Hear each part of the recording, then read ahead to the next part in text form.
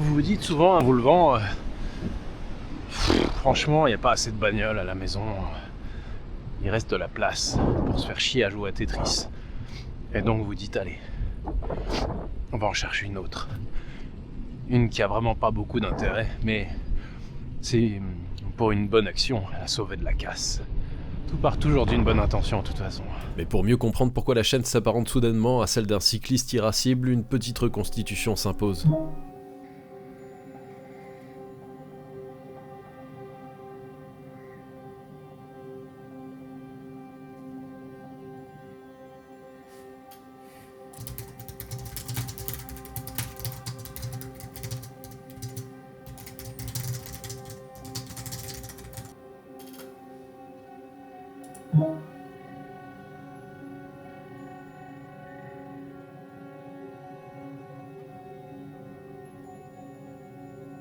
Oh, c'est vilain ça.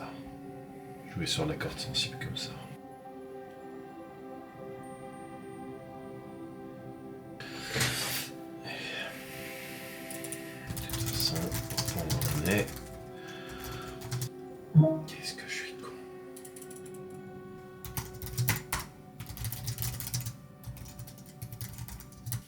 Comme c'était pas super loin, je me suis dit que j'allais partir en reconnaissance en espérant qu'elle soit bien plus pourrie qu'annoncée pour avoir une bonne raison de la laisser partir vers son destin de boîte de thon.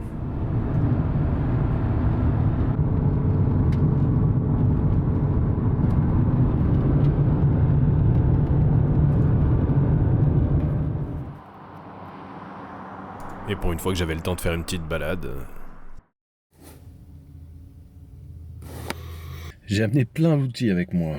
Je pense que j'ai tout ce qu'il faut. Le seul truc que j'ai oublié, c'est les 2 pompes à essence que j'ai achetées à la casse l'autre jour. On va dire que c'est une reconnaissance active. On supposait qu'elle démarrait plus à cause de ça, c'est le plus fréquent pour une voiture qui reste longtemps immobilisée. Ouais. Ça doit faire un moment qu'elle y est. Je fais plus trop attention à ça. Hop. Oh merde. Ah ouais, Il est déjà ouvert, ouais. Je le laisse entrouvert parce qu'elle est tellement dure, j'ai peur que ça me pète. Ouais. Quand le câble est pété, c'est plus chiant. Ah je sais pas, j'y m'en souviens pas honnêtement. Ouais, je vais sortir le booster. C'est là qu'elle démarre.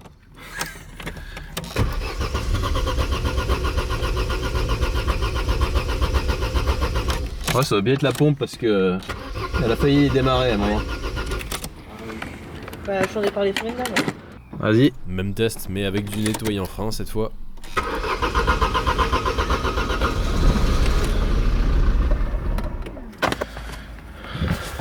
Là, il n'y a plus trop de doute, il va falloir s'intéresser au cas de la pompe à essence. Elle s'adresse mal à moi aussi, mais bon, des voitures pas adaptées à la famille, j'en ai déjà plein, alors je sais pas une de plus, une de moins. Et il me la donne, je suis allé à Nancy, je l'ai récupérée, j'ai fait la route, je suis tombé en panne 5 km après, panne de batterie. On peut faire une dernière tentative de validation pour voir. Pas un bruit. Que dalle. Ah, ça y est. Et bah c'est nickel, tu vois, c'est exactement le modèle d'une des 2 pompes que j'ai achetées. Parfait. C'est dommage que je l'ai pas avec moi, hein. Voilà. Oula. T'as les fils de la jauge à essence, elle s'est décomposée. Elle est vraiment... Ah, je suis débile. Sans la prise, tu sais. Ah oui, c'est vrai. Ah, c'est bon, c'est bon. Ah, ça pète. D'où c'est venu ça? Je vais la remettre dans son panier.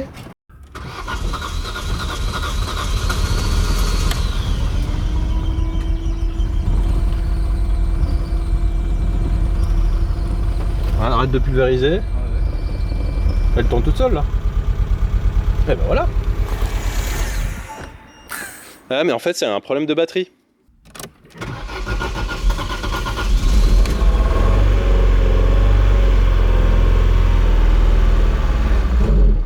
Et la pompe a rapidement grippé de nouveau et il faisait presque nuit, alors on s'est arrêté là. Malgré le bruit ignoble du moteur, j'ai confirmé que je reviendrais pour tenter de repartir avec.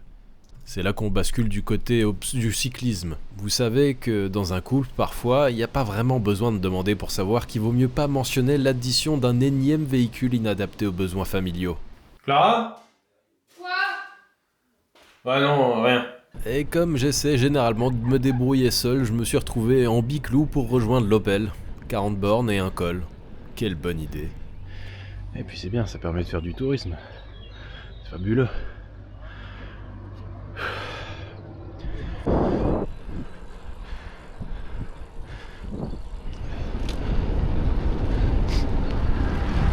Chauffard!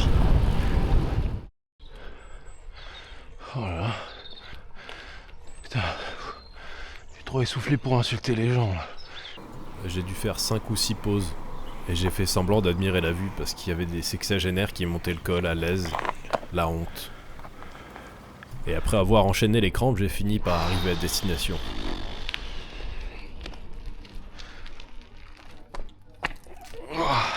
L'occasion d'admirer un petit peu mieux ce nouveau bolide. Merci à Vincent pour sa donation, c'est un très beau tuteur, y a pas de doute. Ça fait un peu plus de 3 ans qu'elle ne roule plus et ça commence à se voir. Cette fois-ci, j'ai pas oublié la pompe à essence.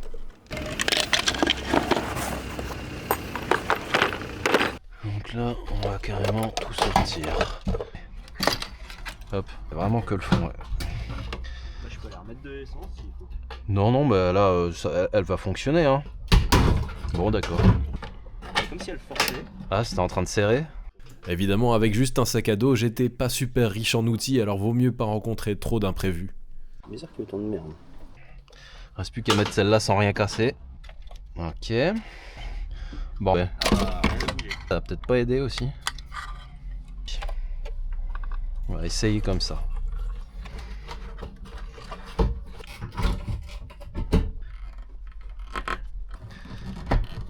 L'outil spécial pour les colliers. Voilà. Au moins le passer. Sinon, après c'est foutu.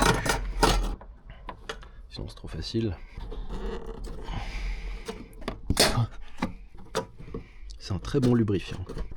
Voilà, preuve en est.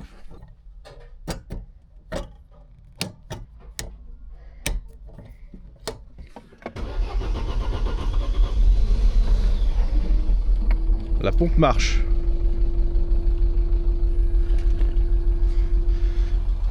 Et le moteur tourne. Ouais. Pas encore sur 4 pattes, mais... Il doit y avoir un petit trou à échappement quelque part. Ah. Putain, l'alternateur, on dirait qu'il donne rien. Ouais, Steph. Ouais, j'ai changé la pompe à essence, mais je crois que c'est pas le seul problème. On n'a même pas roulé avec, mais j'ai l'impression qu'il n'y a pas d'alternateur et comme la batterie qui est dessus, bah, elle est cuite. T'aurais pas une petite batterie qui traîne avec un peu de jus? Non, ça va. Il manque un morceau. J'ai l'impression qu'elle est au minimum. Fait pas peur, ça. C'est pas de la marque. Ah bah là, on va avoir du chaud. Hein. Bon, lui, il est bon en tout cas. Putain, ils sont tous bons. Hein. Manifestement, le pont de diode de l'alternateur doit être mort, donc faudra se débrouiller avec ça. Si au moins elle pouvait fonctionner sur ces 4 cylindres, ce serait pas mal par contre. C'est bon.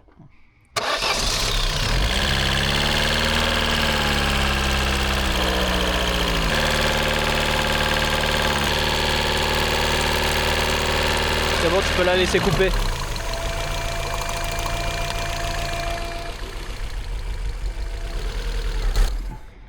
J'ai eu un doute, elle tournait sur 4 cylindres là ou 3?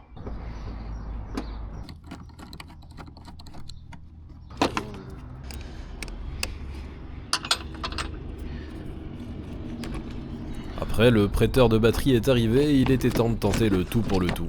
Bon allez, c'est parti cette fois. Bon bah bon courage. C'est vraiment con que j'ai pas filmé parce que là, 2 roues bloquées, une qui se débloque assez facilement, mais alors l'autre, il a fallu faire des burns sur le parking pour qu'elle finisse par lâcher. C'est étonnant pour une voiture qui roule plus depuis pas si longtemps que ça. Alors il y a un autre truc aussi, c'est que dès que j'ai fait une marche arrière, j'ai 1 litre d'eau ou plus qui sont tombés là, ça a inondé la moquette. J'ai l'impression qu'elle commence à tourner sur 4 pattes, il y a déjà un progrès. J'aimerais surtout que ce voyant d'alternateur s'éteigne. Ouais, puis il n'y a plus d'essence aussi. Ouais, j'étais bien mal préparé, en fait, je suis parti un peu trop optimiste, je crois, cette fois. Ah, tourne sur 4 pattes, c'est bon. Alors, j'avais un peu de câbilité par ici, donc je lui ai piqué une batterie. Et oui, j'ai réussi à mettre le vélo dans la Tigra, et c'est impeccable, j'ai même pu fermer le coffre. C'est une voiture faite pour le transport d'objets encombrants. Mon intuition me dit de plutôt faire la route que d'aller chercher du carburant. Donc on va prendre le col, et le carburant on fera après. Parce que si on a passé le col, le plus dur est fait. J'aurais quand même dû fermer la trappe de la pompe, parce que ça pue dans la bagnole. Remarque, c'est bon signe, ça indique qu'il y en a encore de l'essence, c'est bien. Et malheureusement, pas de rebondissement au sujet du voyant. L'alternateur ne fonctionne toujours pas. Je suppose que c'est pas une situation très courante de se retrouver à devoir faire très gaffe à la consommation de carburant et d'électricité. Le problème, c'est que les diverses stratégies de consommation sont un peu paradoxales vis-à-vis du fait qu'il faut que je roule le plus vite possible d'un autre côté pour éviter de rouler de nuit, pour avoir allumé les phares. Donc, il n'y a pas de solution simple à ce problème. C'est le challenge ultime.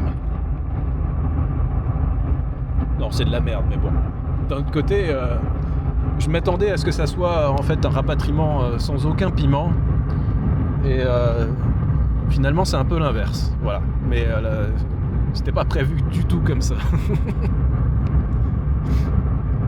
On peut remercier l'Opel Tigra.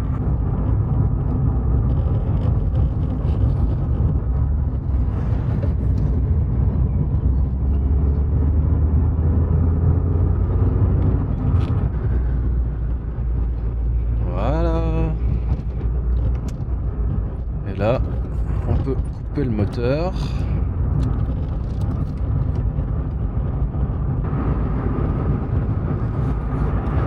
Et là, c'est pareil. Normalement, il faudrait pas freiner parce que ça allume les ampoules des feux stop. C'est un problème dans ma situation.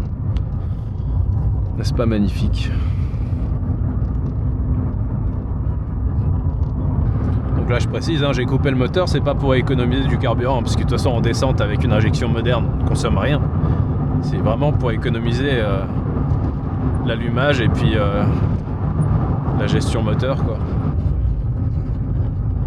Il y a un petit peu de bruit au niveau des étrières, enfin du freinage arrière, je pense que c'est des tambours. Allez, on va dire qu'on n'a pas besoin de remettre du carburant. On rentre direct.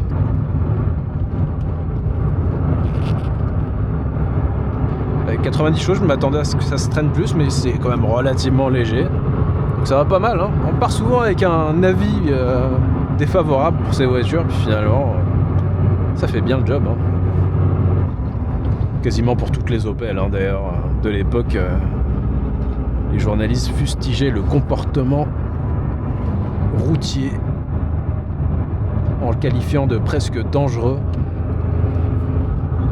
Mais ça, c'est quand même de l'exagération journalistique. En réalité, le plus grand péril de ce trajet et de ce redémarrage, c'était de casser la distribution, parce que je sais pas vraiment de quand elle date. Il est temps d'allumer, là.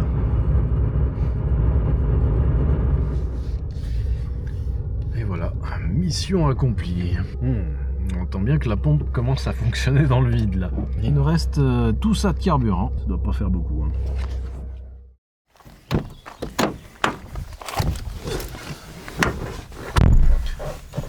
Bon, c'était sympa cette journée d'hier, finalement ça s'est bien passé et la plus grosse difficulté ça aurait été de passer le col en vélo, j'en ai vraiment chié. Et pour le reste ça s'est joué au niveau de la chance quoi, pour le carburant, la consommation électrique et tout. Donc on va pas pouvoir les faire vroom vroom tout de suite avec. J'ai demandé à Autoshop de m'envoyer les pièces dont je vais avoir besoin déjà en premier lieu pour pouvoir rouler, sans être tributaire d'une batterie. Mais il y a aussi d'autres trucs qu'il faudrait changer et on va justement mettre à contribution ce temps mort pour s'occuper de ça. Ce qui me permet de vous parler une dernière fois de Voco qui va me permettre comme ça de financer un des projets qui arrive et qui fait mal au fion au niveau finance. Si vous ne connaissez pas déjà cette plateforme, c'est celle qui référence des milliers de pièces de la casse. Le rêve de tout un chacun, se balader dans la casse et choisir ce que vous voulez, maintenant c'est en ligne. Enfin, peut-être que Tout le monde ne partage pas ce rêve-là, mais depuis tout petit, j'adore la casse. Donc on va voir ce qu'on trouve pour cette Opel. J'ai 2-3 petites choses. Finalement, pas grand-chose. Elle est vachement propre, cette voiture. Enfin, propre. Elle est complète. Après avoir rentré l'immatriculation de la voiture, je me suis trouvé un casseur en France qui avait pas mal de pièces pour cette voiture, ce qui m'a permis de mutualiser les frais de port pour les 2 éléments dont j'avais besoin. L'aile a l'air pas mal rayée, mais elle est pas bien chère, et de toute façon il y a des panneaux de la voiture qui ont vraiment besoin d'une peinture neuve, donc autant en profiter.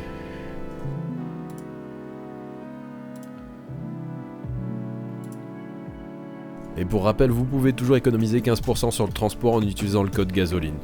Voilà, il n'y a plus qu'à attendre que ça arrive, de toute façon on a largement de quoi s'occuper.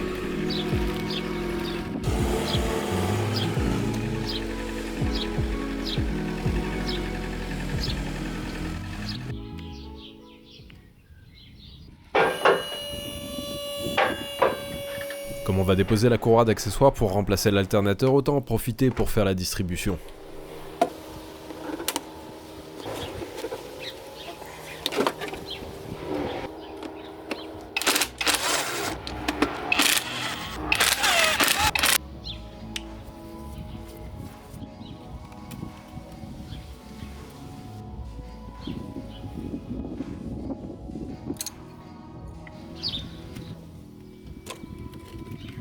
Bon, la dépose du plénum d'admission, c'était loin d'être indispensable, mais j'étais curieux de savoir comment le faire parce que c'était un beau bordel et je pensais que ça allait pouvoir m'aider pour l'alternateur ensuite. Non. Alors là, il y a peut-être un petit problème.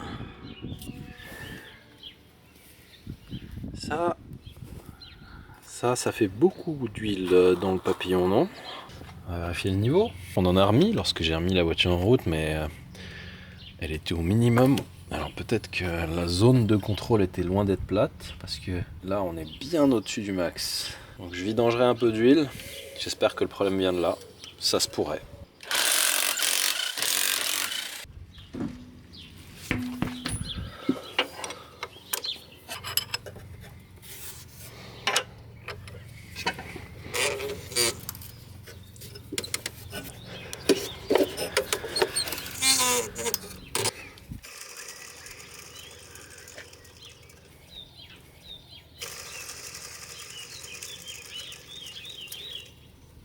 C'est juste du bruit, là, pas de jeu.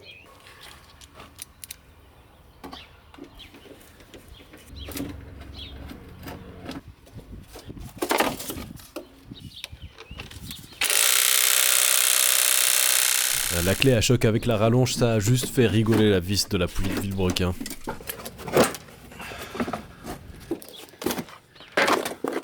Pour pouvoir se passer de la rallonge, justement, faut se faire un peu de place et baisser un poil le moteur.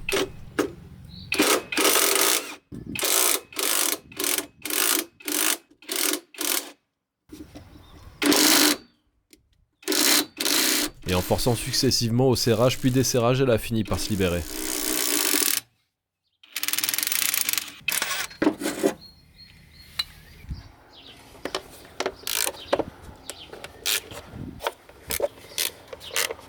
Si on suit au marquage du carter de distri, elle a plus de 10 ans. Il était temps de s'en occuper.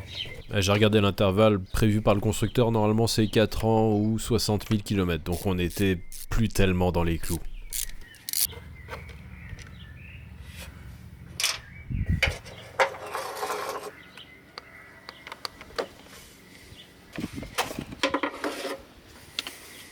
Je peux remercier Autoshop pour l'envoi rapide.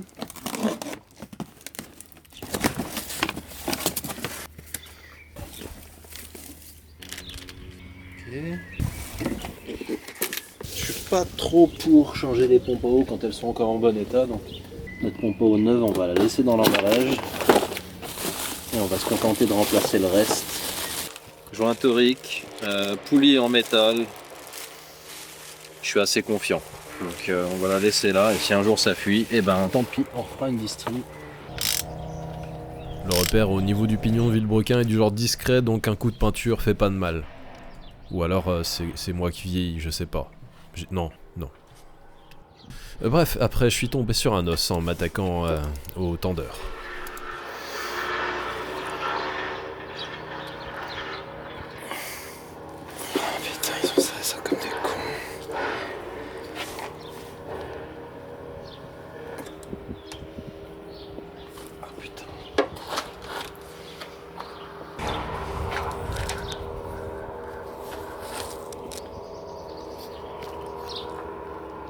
Eh ben on dit merci les cons qui ont fait la distrie avant moi. C'est en train de foirer.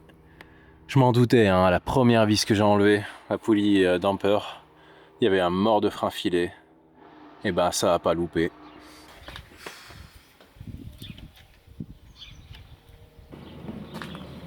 Eh ben on va souder une vis dessus.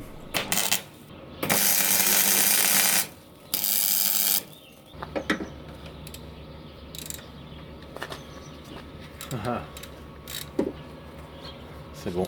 Je pense que c'est juste la chaleur qui a fait fondre le frein filé.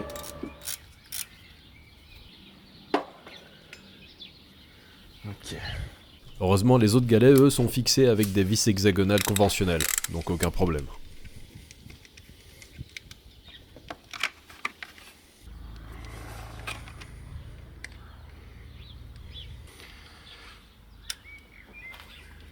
Bon, ça va. Ils n'ont pas exagéré sur le serrage. Comme ça fait quelques distributions que je fais depuis le temps, un petit conseil pour ceux qui débuteraient. Cherchez pas forcément à garder les repères alignés en permanence. Prenez plutôt en compte le fait que le tendeur est desserré au maximum pour décaler légèrement l'un des arbres à cam et la poulie de vilebrequin, histoire de pas galérer à mettre la courroie en place. Une fois que tout y est, vous pouvez tourner le vilo et repasser tout le battement de la courroie côté tendeur avant de mettre vraiment en tension. Et si je mentionne ça, c'est que justement pendant des années j'ai galéré à tenter de l'installer avec tout au repère. Bah c'est pas toujours drôle.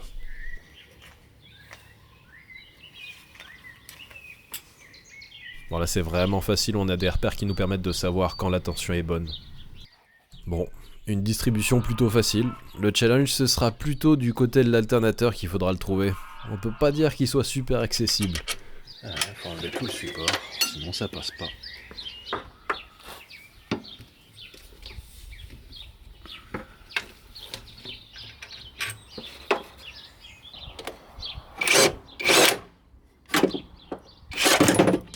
Et c'est dans cette position qu'on déconnecte les différents branchements sur l'alternateur. Si vous avez toujours rêvé de faire de la gynécologie, c'est un bon simulateur.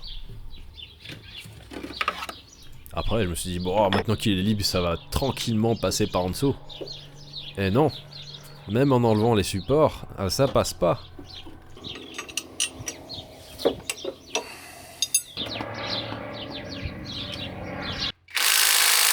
Bah, il faut déconnecter la ligne d'échappement.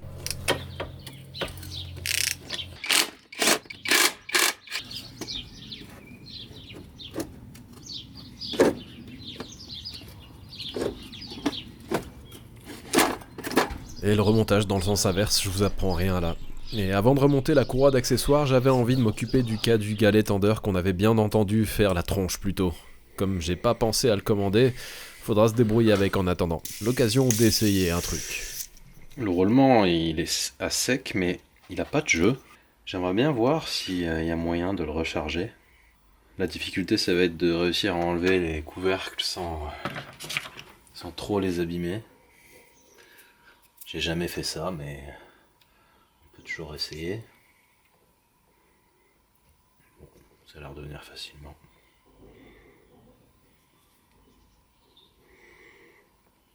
Ok.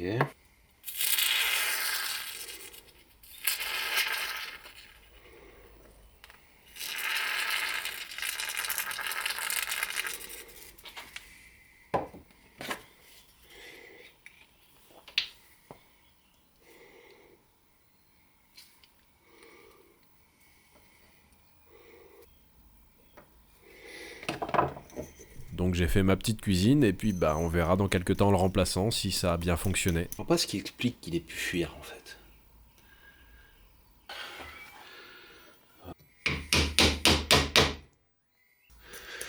On verra bien. Hein.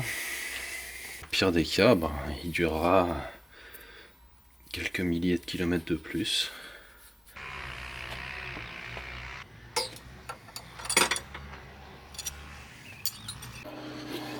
Donc cette durite là, manifestement elle a cassé et l'autre bout est là. On va faire un raccord là avec ça. Ça c'est typiquement le genre de durite de dépression qui déconnectés peuvent générer de l'allumage du voyant de défaut, des choses comme ça. Donc distribution c'est fait, alternateur aussi, tout est remonté, mais on va pas la faire tourner comme ça parce que j'ai quand même un doute sur la qualité de l'huile.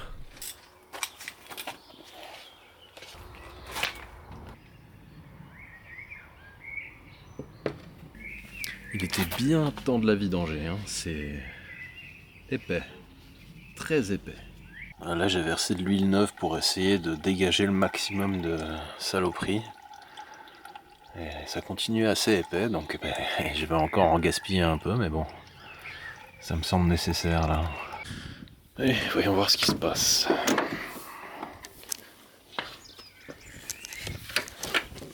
Bon, déjà le voyant d'alternateur est éteint. C'est plutôt bon signe. Ouais, pour rappel, avant il était allumé dès que la batterie était connectée.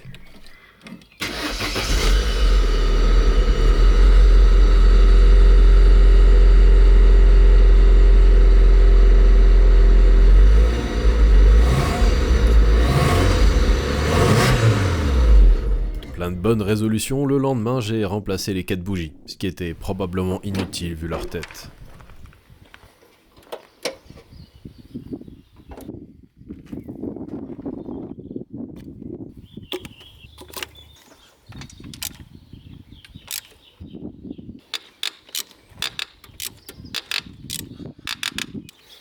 C'est le genre de phénomène au desserrage des bougies qu'on n'aime pas avoir. Filé ou quoi? C'est quoi cette connerie? J'ai jamais eu ce genre de sensation en enlevant une bougie.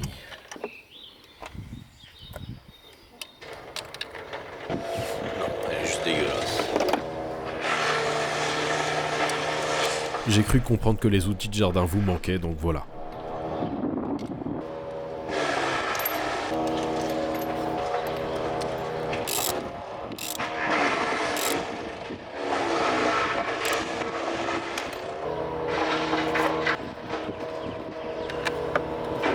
Et j'ai reçu les pièces de la casse commandées via Woco. Bon alors ça aura pas mis longtemps à arriver, parce que j'ai trouvé la pièce dans une casse en France. Choisir une teinte sur une photo d'internet c'est toujours délicat, donc on va pouvoir comparer. J'ai pas forcément pris une aile en état parfait, mais il me semblait que c'était l'une des seules dispo dans cette couleur, donc si c'est pas la bonne couleur je repeins. De toute façon, le toit, lui, on va le repeindre. Ouh, oui. Je pense que c'est la bonne teinte, mais alors, il y a dû y avoir d'autres ailes stockées dessus. Enfin, ça, ce sera pour plus tard. On va juste remplacer le feu arrière cassé pour le moment.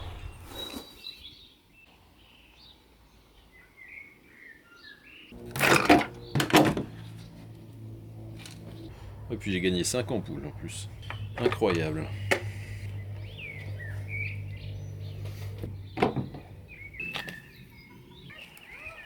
Puisqu'on en est dans les détails qui finalement n'en sont pas, pour passer un contrôle technique, on peut regarder aussi pourquoi la rétroviseur est irréglable. Il manque une pièce, je crois. Manifestement, il a déjà été démonté à l'arrache et pas remis en place comme il faut. J'ai été voir de l'autre côté, j'ai vu à quoi ressemble la pièce, et si je me trompe pas, elle est dans la voiture. Ça doit être ce truc là. Ok, essayons.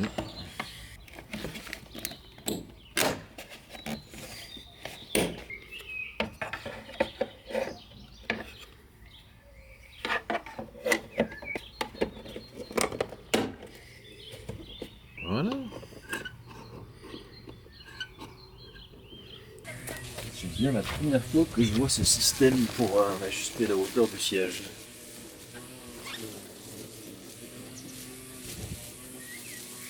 C'est spécial. Je suis vraiment très triste parce que on peut pas profiter de la fine fleur du post radio du début des années 2000.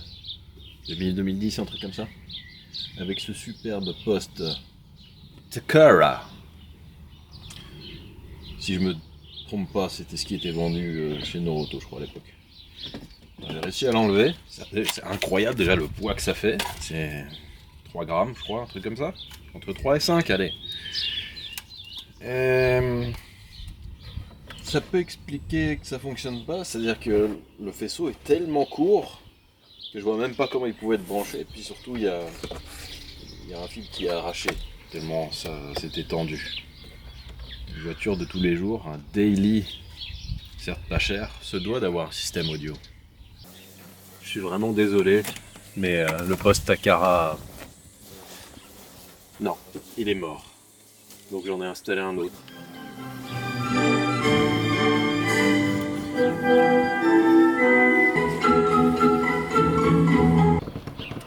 Cette vidéo est en train de sérieusement partir en couille. Je suis pas... Non. Après cet incroyable travail de restauration, j'ai continué dans ma lancée et j'ai mis en place un truc que j'ai trouvé dans la voiture. Il manquait le soufflet de levier de vitesse, il y en avait un neuf, je l'ai installé.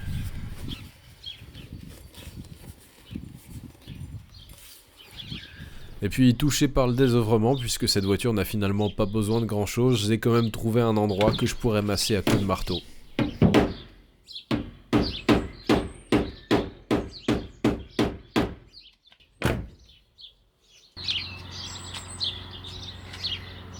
Bon, là je commence à avoir un peu honte de cet épisode, donc faut trouver un truc un peu plus spectaculaire à faire. J'espère qu'elle resplendira de 1000 feux après un passage à la station de lavage.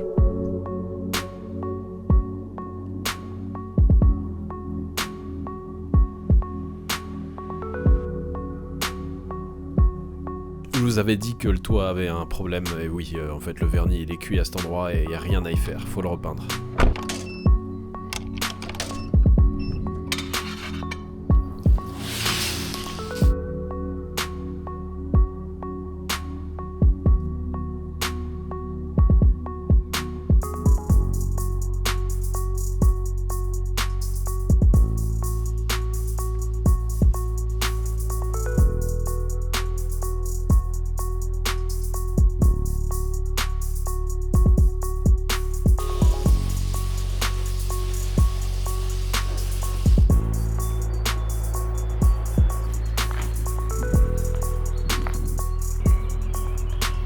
Je pourrais plus tard continuer à insister à la soufflette pour retirer le reste du vernis.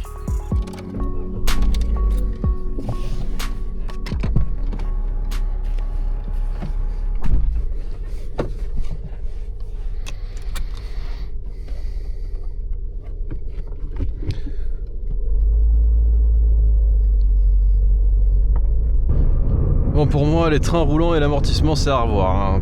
Ça se comporte pas très bien. À part bon, le volant qui est désaxé, d'accord. Bon. Ça, y a plein de choses qui peuvent expliquer ça, mais sur les postes, j'ai l'impression que elle est bien désunie. Pour le reste, franchement, c'est pas mal. Je vois rien de dramatique. En fait, je vois même rien d'autre qui mérite vraiment une intervention.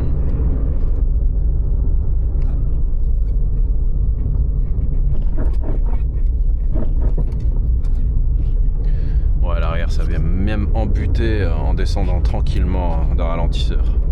On va profiter de cette insertion pour tâter des performances de ce véhicule à l'aspect sportif, mais aux prétentions qui ne le sont absolument pas.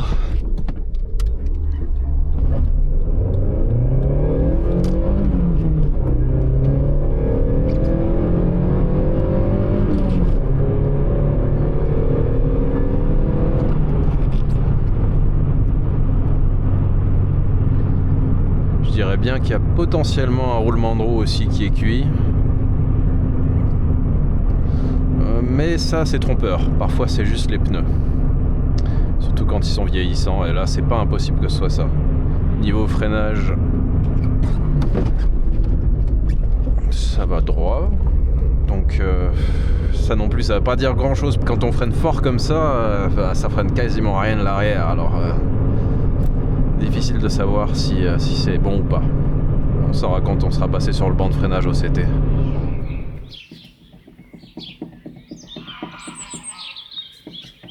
Je vais quand même voir si ça peut se resserrer.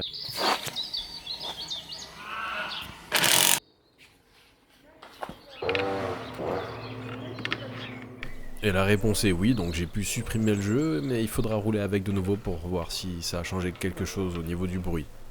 Bon, rassurez-moi, vous attendiez pas à ça. Parce que moi, non. J'ai été pris totalement au dépourvu concernant cette voiture. C'était pas prévu. Mais d'un autre côté, voilà, ça fait partie des bagnoles justement que j'aime bien parce qu'on n'en voit plus. J'avais rien contre la Tigra. Donc après tout, puisque ça me coûtait rien de me lancer dedans, pourquoi pas essayer. On peut pas dire que j'ai fait beaucoup de populaire sur la chaîne. On peut considérer que c'en est une, je pense. Hein, c'est juste une Corsa avec une carrosserie de coupé. Ça change, hein. Alors comme souvent, je pensais que ça allait prendre un épisode pour tout faire. Et on a eu quelques petits soucis de fourniture pour ce qui est de la partie carrosserie, donc il faut attendre un petit peu. Et de toute façon, à la conduite, je me rends bien compte qu'il y a des choses à faire niveau châssis et tout pour qu'elle soit vraiment au top. Et donc pour ça, il faut un petit peu de temps. Donc je vous dis à la prochaine avec celle-ci probablement avant d'attaquer complètement autre chose. Allez, ciao!